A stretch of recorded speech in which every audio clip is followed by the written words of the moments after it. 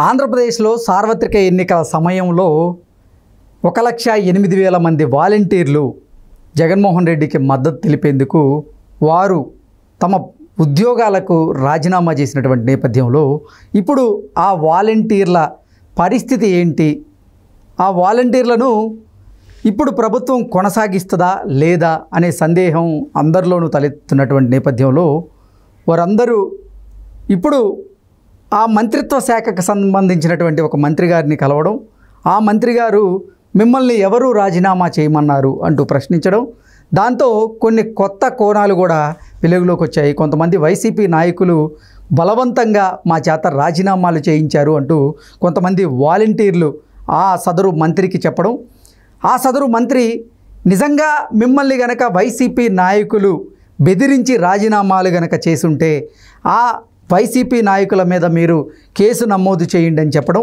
ఇప్పుడు వాలంటీర్లు కూడా ఆ సదరు వైసీపీ నాయకుల మీద కేసులు నమోదు చేస్తున్నటువంటి నేపథ్యంలో అసలు ఈ 1,08,000 మంది వాలంటీర్ల పరిస్థితి ఏంటి, వారిని మళ్ళీ తిరిగి తీసుకుంటారా లేదా అనేది సందిగ్ధం కొనసాగుతున్నటువంటి నేపథ్యంలో ఈ అంశం మీద మనం చర్చించేటువంటి ప్రయత్నం చేద్దాం. ప్రస్తుతం మనతో పాటు ఉన్నారు ప్రముఖ రాజకీయ విశ్లేషకులు, ప్రముఖ సీనియర్ జర్నలిస్ట్ దుర్గా వడ్లమణి గారు. వారితో మాట్లాడదాం.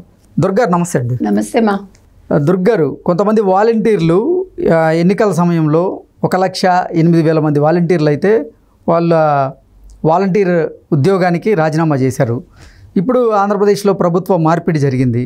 ప్రభుత్వ మార్పిడి జరిగిన తర్వాత వాళ్ళందరూ కూడా ఇప్పుడు ప్రభుత్వంలో ఉన్నటువంటి ఒక మంత్రిని కలవడం, మేము ఆ రోజు స్వచ్ఛందంగా ముందుకొచ్చి రాజీనామాలు చేయలేదు, కొంతమంది వైసీపీ నాయకులు మా మీద ఒత్తిడి తీసుకొస్తేనే మేము రాజీనామాలు చేయాల్సి వచ్చింది అంటూ మంత్రి గారి దగ్గర వాపోవడం, ఆ తర్వాత ఆ మంత్రి గారు వారికి కొన్ని సలహాలు ఇవ్వడం, మీరు నిజంగా వైసీపీ నాయకుల ఒత్తిళ్ళ వల్లే కనుక ఆ ఉద్యోగానికి రాజీనామా చేసుంటే మీరు ఆ నాయకుల మీద కేసు ఫైల్ చేయండి అని చెప్పడం, తర్వాత వాలంటీర్లు కూడా వారి మీద ఆ సదరు వైసీపీ నాయకుల మీద కేసు ఫైల్ చేయడం, ఇలా కొన్ని వార్తలు మనం చూస్తున్నటువంటి నేపథ్యంలో అసలు ఈ రాజీనామా చేసినటువంటి వాలంటీర్ల పరిస్థితి ఏంటి ఇప్పుడు ప్రభుత్వంలో అంటే ఏం చెప్తారు? అసలు ఈ వాలంటీర్ వ్యవస్థ తీసుకొచ్చిందే జగన్మోహన్ రెడ్డి గారండి. ఆయన ఏ ఉద్దేశంతో తెచ్చినప్పటికీ, అంటే నేను ఏదో 2 లక్షల చిల్లర మందికి ఉద్యోగాలు ఇచ్చేస్తానని చెప్పుకోవటానికి తెచ్చారో, లేకపోతే వ్యక్తుల నుంచి వ్యక్తిగత ఆరాలు తీసుకోవటానికి తెచ్చారో, మొత్తానికి తీసుకొచ్చారు. 2,50,000 పైనే పైచీలకు ఉద్యోగాలు, 2,70,000 పైన, అదే 72, 75 ఏదో మొత్తానికి ఉందండి నెంబరు. అయితే ఏమైంది, వీళ్ళు ఇళ్ళకి వెళ్ళటం, ఒక వాలంటీర్ కింద 50 మంది ఉండడం, ఇవన్నీ మనకు తెలిసిన విషయాలే. అయితే ఈ వైసీపీ ప్రభుత్వం మీద, అంటే ఎలక్షన్స్ ముందు ఎప్పుడైతే కేంద్ర ఎన్నికల సంఘం మీరు వాలంటీర్ వ్యవస్థను కొన్ని రోజులు, ఒక 2 నెలలు పక్కకు పెట్టండి, ఈ ఎన్నికలు అయ్యాక చూసుకుందాం అన్నప్పుడు దీని మీద ఒక పెద్ద తిరుగుబాటు వచ్చింది వైసీపీ నాయకుల నుంచి, మంత్రుల నుంచి, అప్పటి మంత్రుల నుంచి. అదే ఎట్లాగా వాలంటీర్ లేకపోతే ఎలాగా, వాలంటీర్లు నెల నెల వెళ్ళి వాళ్ళకి పెన్షన్లు ఇస్తారు, వాళ్ళకి కావాల్సినవన్నీ, అంటే ఈ పథకాలంతా వాళ్ళే అందజేస్తారు అంటూ మీకు గుర్తుంది ఎంతెంత గొడవ అయిందో. మార్చి నెలలో కావచ్చు, ఏప్రిల్ నెలలో కావచ్చు, మే నెలలో కావచ్చు, దీని మీద గందరగోళం అయితే అయింది. అయ్యాక వీళ్ళ చేత చివరికి ఏం చేశారు, ఎన్నికల విధుల్లో వీళ్ళని వాడుకుందామంటే దానికి కూడా కేంద్ర ఎన్నికల సంఘం ఎప్పుడైతే ఒప్పుకోలేదో, వీళ్ళు కొంతమంది ఇంచుమించు మీరు చెప్పండి 1,08,000 మంది అంటే మరి ఏ నియోజకవర్గాల్లో మనకు తెలియదండి, బలవంతంగా ఆ నియోజకవర్గాల మంత్రులు వాళ్ళ చేత రాజీనామా చేయించారు. మీరు రాజీనామా చేస్తేనే మీకు మళ్ళీ ఫర్దర్ గా తీసుకుంటాము, ఎందుకంటే ఇప్పుడు వాళ్ళు రాజీనామా చేశారు అనుకోండి, వాళ్ళని ఎన్నికల్లో వాడుకోవచ్చు కదా. అంటే వాళ్ళకి ఆనుపానులు తెలుస్తాయి. ఇప్పుడు ఒక్కొక్క వ్యక్తి గురించి ఒక 50 కుటుంబాలను వీళ్ళు ఇన్ఫ్లుయెన్స్ చేయగలరు కదా. ఆ ఒక్క రీజన్ తోటి వీళ్ళ చేత బలవంతంగా రాజీనామా చేయించారు. అయితే అప్పుడు ఏమైంది, రాజీనామా చేయించినా కూడా వీళ్ళని ఉపయోగించుకోవటానికి లేకుండా పోయింది. దాంతో వాలంటీర్లు అనే వాళ్ళు ఎందుకు కాకుండా అయిపోయారు. అయిపోతే ఇప్పుడు ఎప్పుడైతే ఈ ప్రభుత్వం రాలేదు, సో వైసీపీ ఇప్పుడు మళ్ళీ వాలంటీర్లు పట్టించుకోదు. ఇంకొకటి ఏమైందంటే, మీకు ఓడిపోయిన దగ్గర నుంచి జగన్మోహన్ రెడ్డి గారు కావచ్చు, వాళ్ళ మంత్రులు కావచ్చు, వాలంటీర్ల గురించి ఒక ప్రస్తావన తేలేదు. ఈవెన్ జగన్మోహన్ రెడ్డి గారు కూడా అంతవరకు వాలంటీర్లను ఎత్తిన పెట్టుకున్న పెద్ద మనిషి. ఆయన మీకు గుర్తుంటే ఓడిపోయాక అసలు వాలంటీర్ల ప్రస్తావన తేలేదు.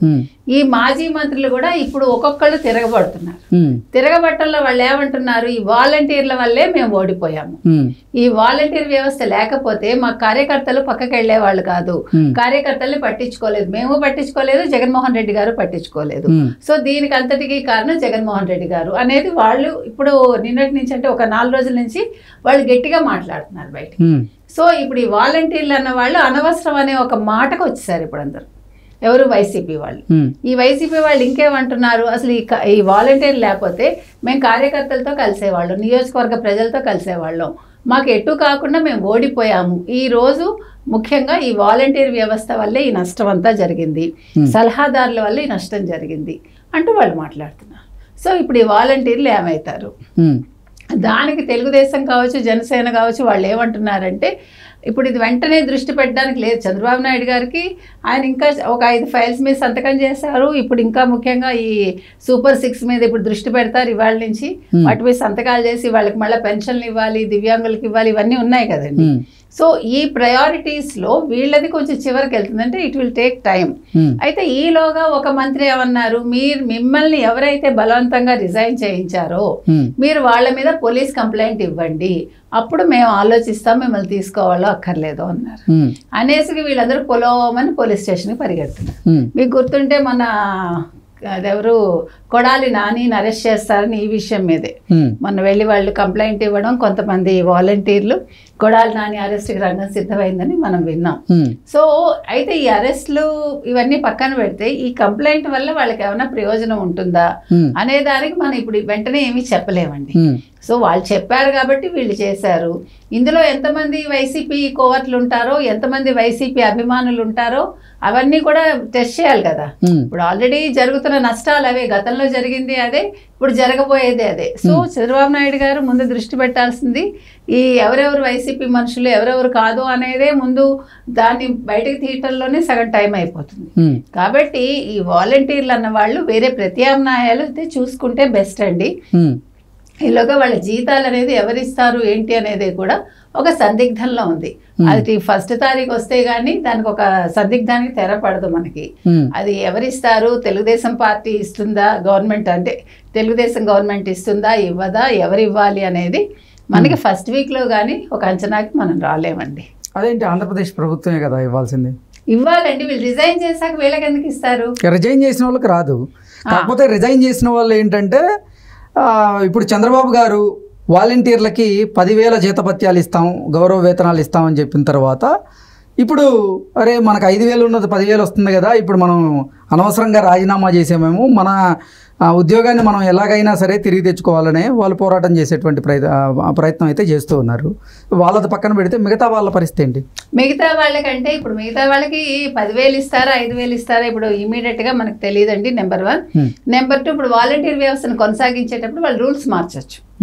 కొత్త ప్రభుత్వం రూల్స్ మార్చచ్చు. మినిమం డిగ్రీ అన్నారు అనుకోండి, ఇందులో చాలా మంది ఉండరు. సో ఆ రూల్స్ అండ్ రెగ్యులేషన్స్ వస్తే గానీ ఈ 10,000 అనేది ఫిక్స్ కాదు. అంతవరకు మీరు చెప్పినట్టుగా 5,000 వాళ్ళకి వెళ్తూ ఉండొచ్చు. నెక్స్ట్ 1st కూడా వాళ్ళకి 5,000 ఇవ్వచ్చు. అంటే ఇప్పుడు తెలుగుదేశం ప్రభుత్వం కూడా, కూటమి ప్రభుత్వం కూడా. కాకపోతే 10,000 ఇస్తారా ఇవ్వరా అనేది మనకు ఒక అవగాహన లేదండి. దానికి ఇప్పుడు గవర్నమెంట్ ఏ రకంగా నిర్ణయం తీసుకుంటుంది, ఇదే వాలంటీర్లు కొనసాగిస్తుందా లేదు, ఈ వాలంటీర్లో ఎంతమందిని ఉంచుతుంది ఎంతమందిని ఉంచదు అనే విషయం కూడా మనకు తెలియదండి. ఇవన్నీ కూడా టైం టేకింగ్ ప్రాసెస్. అంటే వాళ్ళు కొత్త రూల్స్ పెట్టుకుని ఆ కన్సర్న్ మినిస్టర్ మరి ఏం చేస్తారు, ఏ రకమైన నిర్ణయాలు తీసుకుంటారు అన్న దాని మీద ఈ వాలంటీర్ వ్యవస్థ ఆధారపడి ఉంటుంది. భవిష్యత్తులో ఈ వాలంటీర్లు ఎక్కువ ప్రాంతాల్లో, ఇప్పటికే కొన్ని ప్రాంతాల్లో వాలంటీర్లు వైసీపీ నాయకులకి, జగన్మోహన్ రెడ్డికి షాక్ ఇస్తూ వైసీపీ నాయకుల మీద కేసులు నమోదు చేస్తున్నటువంటి నేపథ్యంలో ఈ కేసులు రానున్న రోజుల్లో మరింతగా పెరిగేటువంటి అవకాశం ఉందా అంటే ఏం చెప్తారు? ఖచ్చితంగా. ఇప్పుడు ఏమండి, ఉద్యోగ భద్రత కావాలి అనుకున్నప్పుడు బలవంతంగా మీరు రిజైన్ చేయించేశారు. చేయించినప్పుడు డెఫినెట్ గా వాళ్ళు వాళ్ళ ఫ్యూచర్ చూసుకోవాలి కదా, కుటుంబాలు పోషించుకోవాలి కదా. సో వాళ్ళు వెనకాడరు. ఇప్పుడు ఇదివరకుట్లాగా కాకుండా ఇప్పుడు ఫ్రెండ్లీ పోలీస్ వ్యవస్థ వచ్చి ఉంటే ఈ పార్టీకి ఏమన్నా అంటే ఇప్పుడు ఒక మినిస్టర్ మనకి ఆవిడెవరు వంగలపూడి అనిత గారు వచ్చారు కాబట్టి హోమ్ మినిస్టర్ కింద కొంచెం వీళ్ళకి ఏమైనా సెక్యూర్డ్గా మీకేం పర్వాలేదు భరోసా ఇస్తే వీళ్ళు ధైర్యంగా ముందుకొచ్చి వాళ్ళ మీద కేసులు పెట్టే అవకాశం అయితే ఉందండి.